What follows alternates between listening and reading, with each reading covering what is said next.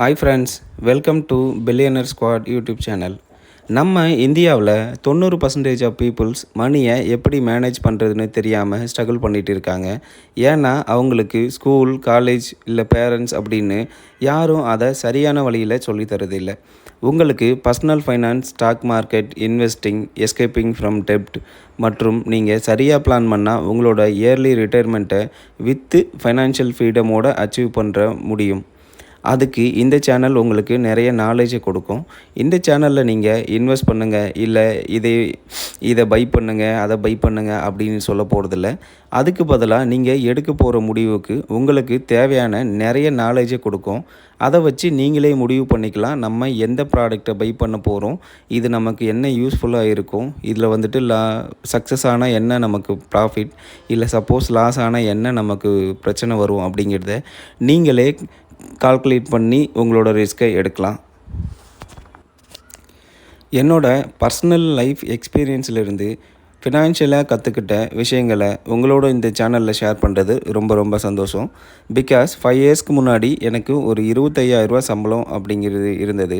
அதில் நான் EMI, credit card அப்படின்னு 20,000 மேலே எனக்கு அந்த கமிட்மெண்ட்டுக்கு போயிடும்.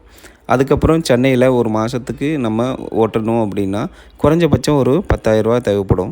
அதில் நான் மார்க்கெட்டிங்கில் வேறு இருந்தேன். எனக்கு பெட்ரோலுக்கு குறைஞ்சபட்சம் ஒரு 3,000 போயிடும். இந்த சுச்சுவேஷன்லேருந்து வெளியே வர தெரியாமல் கடன் வாங்குறது, கிரெடிட் கார்டை ஸ்வைப் பண்ணி அந்த மணியை வச்சு இஎம்ஐ கட்டுறது அப்படின்னு நிறைய விஷயங்களை நான் பண்ணிகிட்டு இருந்தேன்.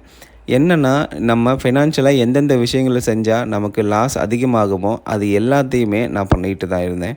அதுக்கப்புறம் ஃபினான்ஷியல் ஃப்ரீடம் அப்படிங்கிற ஒரு விஷயத்தை நம்ம எப்படி அடையலாங்கிற யோசிக்கிறப்ப நம்ம ஃபஸ்ட்டு ஃபினான்ஸோட பேசிக்ஸை தெரிஞ்சுக்கணும் அப்படிங்கிறதுக்காக நான் ஃபினான்ஸை கற்றுக்க ஆரம்பித்தேன். ஃபினான்ஸை கற்றுக்கிட்டதுக்கப்புறம் ஒவ்வொரு ஸ்டெப்பாக நான் கொஞ்சம் கொஞ்சமாக லேர்ன் பண்ணிவிட்டு அந்த பிரச்சனையிலேருந்து எப்படி வெளியில் வந்தேன் அப்படிங்கிறது நான் உங்களுக்கு இந்த மாதிரி வீடியோஸ் மூலிமா எக்ஸ்பிளைன் பண்ண போகிறேன்.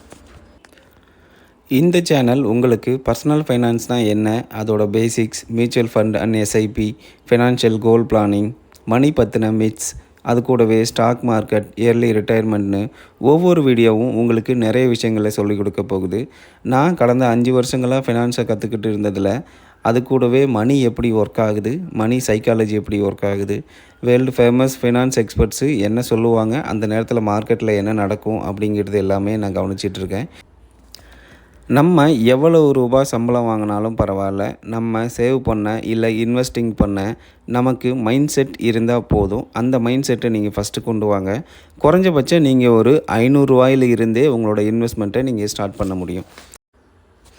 உங்களோட ஃபினான்ஷியல் ஃப்ரீடமுக்கு இந்த சேனல் ஒரு பார்த்தா கண்டிப்பாக இருக்கும்.